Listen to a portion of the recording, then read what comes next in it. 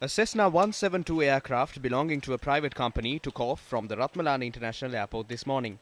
The aircraft was headed to Sigiriya to collect two Lebanese nationals. The aircraft had left the Sigiriya airport with the two foreign nationals and had headed back to Ratmalana. It is reported that they were flying from Sigiriya to Koggala and encountered an issue en route, forcing the pilots to make an emergency landing in Katunayaka. According to the spokesperson of the Sri Lanka Air Force, the plane had crashed onto a paddy field in Dagonna, Kimulapitiya in Katana when the pilots attempted to make an emergency landing. According to the police, the plane had toppled when landing on the paddy field after it had struck a tar road.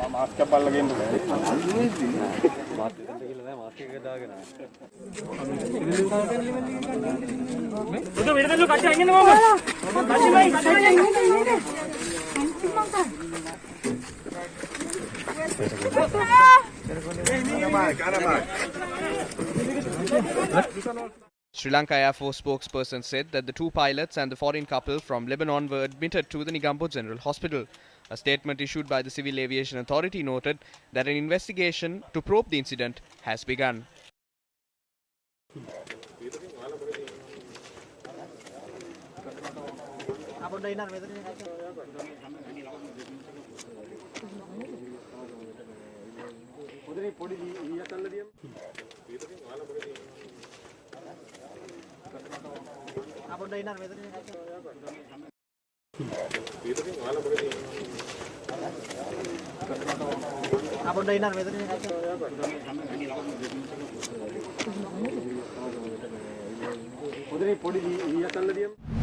An aircraft belonging to a private company made an emergency landing on a beach in Payagara on the 22nd of this month as well. The cause of the emergency landing was reported as a technical failure.